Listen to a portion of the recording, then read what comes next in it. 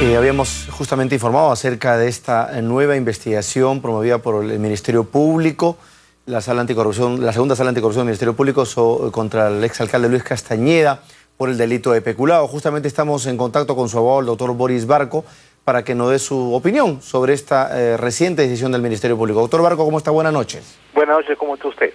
Cuéntenos, ¿cuál es su primera opinión sobre esta decisión, esta nueva decisión del Ministerio Público sobre un tema en el que entendemos ya se ha hecho una primera investigación, algunas investigaciones preliminares, pero que entendemos que esta se va a continuar específicamente en cuanto al delito de peculado, ¿es así?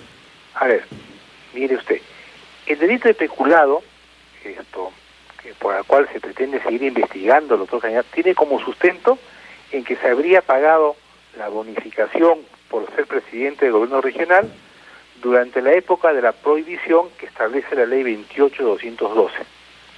Sin embargo, esta ley, dictada en el régimen del señor Toledo, entró en vigencia el 1 de agosto del 2006, cuando el señor García promulgó y fijó los topes y los montos máximos.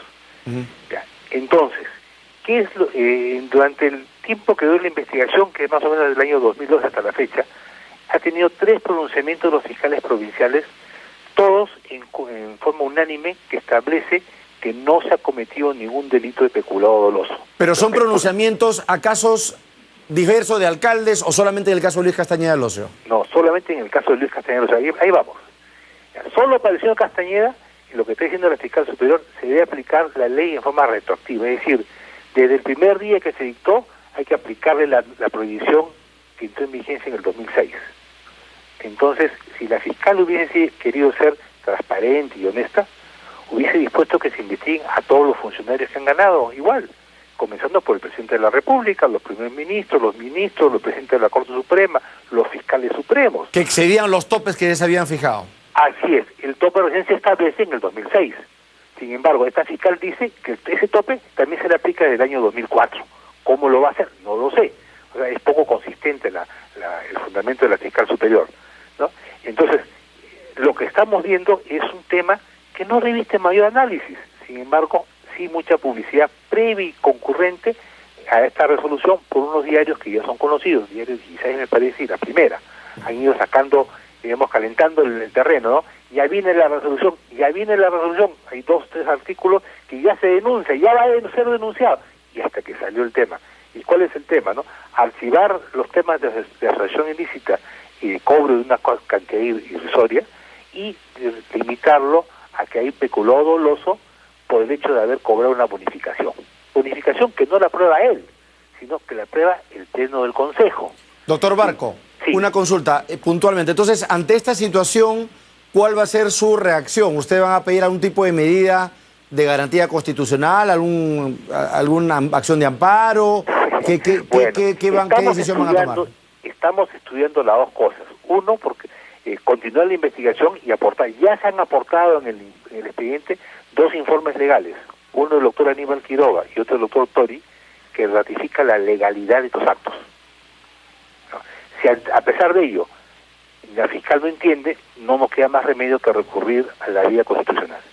Ya, pero eso quiere decir que en ningún caso se someterían a la investigación, sino que ustedes van a tratar de que esta no se produzca a través de esta acción. Ya estamos sometidos a la investigación y no tenemos miedo en ir a la investigación porque no tiene ninguna consistencia. Ninguna ley puede ser retroactiva. O sea, la fiscal no puede decir que retroactivamente hay que aplicarla solo a los dos Castañeda, porque a los demás no, a los demás se crea un régimen de excepción, ahí no se pronuncia. Y además, también son cómplices los 39 regidores. Me parece una cosa descabellada. Correcto. Ya han mandado a investigar, abrir investigación a los 39 regidores, incluso ya fallecidos, gente que ya sé que ya falleció, también a los fallecidos, como el señor Garavito, o como... Claro, Hugo Garavito. Hugo Garavito, claro que sí. Está pidiendo que le investiguen, que le hagan investigación. Bien, sí, creo que es un tema básicamente de carácter legal, técnico, es un tema de retroactividad de las leyes, y bien valdría que el Ministerio Público aclare esta situación porque efectivamente si uno la entiende in extenso debería entonces ser aplicada a otros funcionarios públicos, ¿no es cierto? Correcto. Que entre comillas de forma irregular cobraron más allá de los topes señala la ley, pero claro, la ley entró en vigencia posteriormente. Igual creo que vale la pena que el Ministerio Público tenga su palabra en esto. Gracias, doctor Barco, y seguramente lo vamos a contar con usted más adelante para que nos dé mayores detalles. Muy amables por atender esta llamada. Bueno, y en estricto privado son velados los restos del director del diario del Comercio, Fritz Dubois, en el distrito de San Isidro. Varias personalidades han destacado su gran profesionalismo.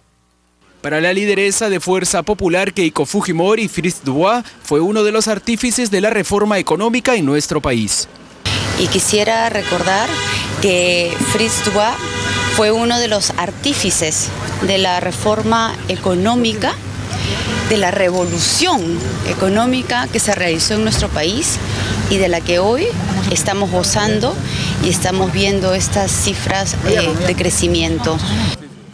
Otro de los políticos que acudió a dar el pésame a la familia fue el exalcalde de Lima, Luis Castañeda, quien consideró que Dubois cumplió con su rol de periodista al realizar la denuncia por el caso Comunicore. Conversé con él, por cierto, después, y yo había entablado también una querella y la dejamos de lado porque entendimos algo, que él había cumplido su rol. O sea, a veces no nos gusta a nosotros que nos fiscalicen, y eso no me permitió a mí hacer las denuncias y quedar totalmente transparente y limpio todo. Poco a poco iban llegando los arreglos florales hasta la vivienda donde se llevó a cabo el velorio en estricto privado. Algunas de las personas que acudieron a expresar su pésame fueron impedidas de ingresar, como el ex jefe del Comando Conjunto de las Fuerzas Armadas, Jorge Montoya. Una vez conocido el fallecimiento de Dubois, diversas instituciones del gobierno, personalidades así como periodistas expresaron su solidaridad con la familia, algunos a través de las redes sociales como el expresidente Alan García. El domingo por la tarde se le rindió un homenaje en las instalaciones del diario El Comercio, donde ejerció el cargo de director periodístico desde octubre del 2013, tras haber sido director de Perú 21. También fue jefe de la Oficina Comercial del Perú en Londres y jefe del Gabinete de Asesores del Ministerio de Economía entre 1991 y 1998. Sus restos serán cremados el martes en un cementerio de La Molina. Bueno, yo solamente de este tema quiero decir que ayer estuve presente en el local del diario Comercio a darle el pésame a este gran periodista, economista y amigo, Fritz Dubois, que muy tempranamente se lo llevó una situación, un problema cardiovascular inesperado para muchos de nosotros. Lo único que quería decir, además, que además de un gran padre de familia, una gran persona, el periodismo pierde, la verdad, un baluarte en todo el sentido de la palabra.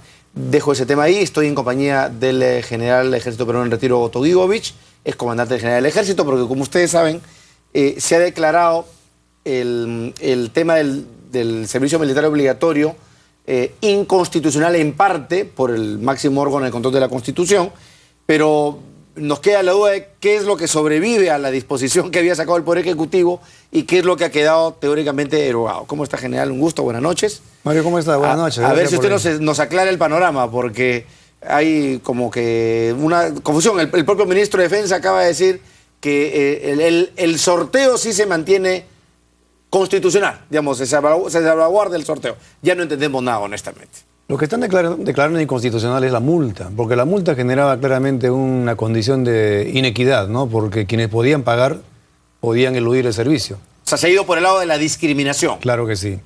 Y claro, si el ministro dice que sobrevive el sorteo, podrán hacer el sorteo.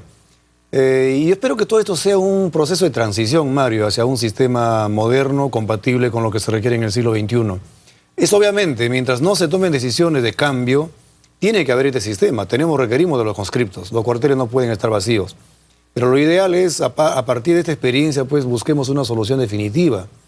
Porque siempre se habla de soldado, de la propina del soldado, del vestuario del soldado, de los derechos del soldado, pero nunca hemos hablado de las necesidades indispensables de la institución. Es decir, qué tipo de soldado requiere la institución en el siglo XXI. ¿Cuál debería ser el modelo al que deberíamos acudir? Imagino que copiando creativamente otras experiencias de países similares al nuestro. Claro, ¿no? pero no necesariamente porque sea una copia, sino porque la realidad o en base a nuestra necesidad, me refiero. Te obliga a la necesidad. Tú tienes ahora equipos más modernos que requiere gente mucho más capacitada.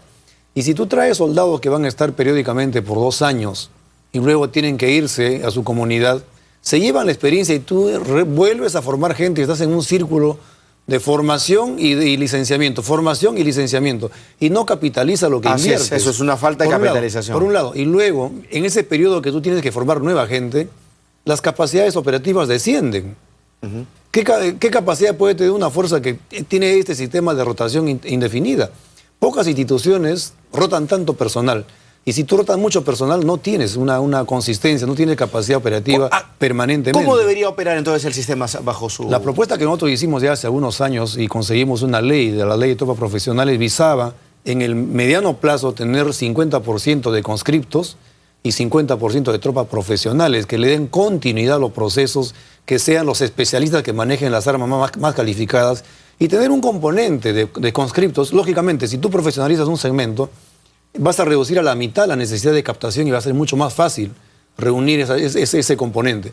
Y esa gente rotativa podría dedicarse a tareas secundarias, tareas logísticas, tareas administrativas, tareas de apoyo, tareas de servicios, pero el core, la función principal...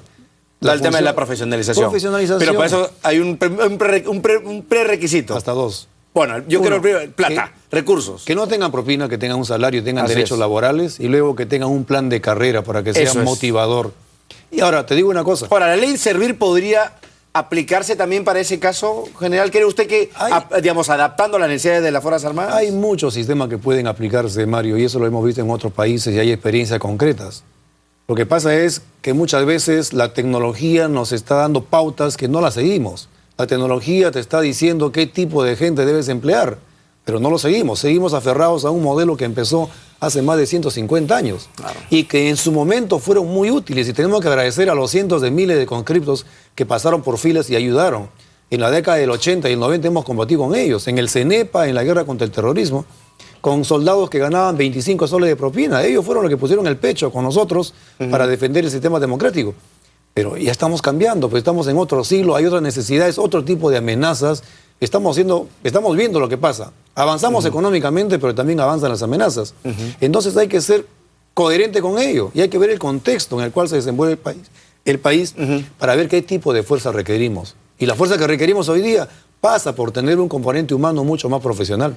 ¿Ves la piedra angular? Ahora, tengo entendido que el problema básicamente es a nivel del ejército peruano, ¿no? Claro, porque el ejército peruano tiene entre 60 y 70% de su componente proveniente de tropas conscriptas. Claro. Entonces es bastante elevado. Marina y Fuerza Aérea también tienen tropas conscriptas, pero se reduce. Pero en menor nivel. Claro, justamente ahí tú puedes ver la diferencia. Ambos servicios, la Marina y la Fuerza Aérea, son bastante técnicos. Por lo tanto, requieren mucho menos de componente de tropas. Ellos tienen mucho más suboficiales. Pero es crucial pues que nuestro ejército se vaya profesionalizando, claro que sí, tecnificando. Claro, por diferentes razones. Y además, lamentablemente, dada la rotación, mucha de esta gente que sale de los cuarteles, lamentablemente muchas veces cae también en manos de las pandillas o del narcotráfico o de la delincuencia común. Las habilidades que las aprenden en los cuarteles, desafortunadamente caen allá. Entonces es tiempo ya de que profesionalizamos un segmento importante. Ahora, no todos. Pero alguna vez Roberto Quiabra me dijo en este mismo set que tampoco hay que ver la solución por el lado, bueno, pues como hay mucho pandillaje, hay mucho crimen, al ejército, ¿no? O sea, como que si el ejército peruano se convierte en una suerte de gran entidad reformadora de la juventud metida en drogas o problemas de disfuncionalidades de familia o lo que fuera. No, pues, o sea, para eso están los reformatorios. Claro que sí. El ejército tiene otro tipo de propósito, me imagino, otro tipo de finalidad. Lógico, hay una función lateral del ejército. Si tú formas soldados en civismo, en disciplina, en valores, que es lo que hacemos básicamente, esa gente que sale a la comunidad. Yo he caminado por la cordillera y he encontrado en muchos pueblos pequeños, en municipios muy pequeños, alcaldes, tenientes alcaldes o jefes de presidentes de las comunidades que son licenciados. Así es. Lo de liderazgo que se le enseña en los cuarteles lo aplican luego de manera muy positiva. Y eso es bueno, pero no hay que ver la institución ejército como un reformatorio, sino como una institución que está al servicio de la patria y que requiere el mejor de los componentes humanos. Y mucho más si en el caso del ejército tenemos una institución absolutamente descentralizada, ¿no es así? Que está muy cercana a las necesidades de la población en la zona donde está operando. Efectivamente. ¿No es cierto? Incluso zona de frontera. Dicho sea de paso también, y valga recordarlo, el ejército siempre ha servido como un pivot para el movimiento, la movilización horizontal y vertical de las personas. Hay mucha gente que viene al ejército y a partir de ahí puede crecer socialmente, económicamente, ¿no? Porque luego entra a la escuela militar o a la escuela técnica y se profesionaliza y tiene una carrera con un salario modesto, para su familia, ¿no? pero es suficiente para estabilizarse, ¿no? Y sobre todo en población que viene de zonas apartadas, de extrema pobreza, resulta siendo una gran posibilidad de ascenso social, de mejora de la calidad de vida. Un vehículo muy importante para el ascenso social. Bien. Genial, muchísimas gracias por aclararnos este panorama. Vamos a ver entonces cómo se resuelve ya a nivel de la parte de reglamentaria de la norma. O sea, finalmente lo que si es la multa, lo que sea declarado inconstitucional, y si van a controlar los sorteos, vamos a ver cuáles van a ser las consecuencias de esto. En todo caso, lo que el tribunal ha hecho es evitar, hasta donde entendemos, la discriminación en la aplicación de esta sanción. Gracias, general, por estar con nosotros. Conversaremos más adelante, nos vamos a la pausa y regresamos con el mejor resumen de la noticia del día. Ya volvemos.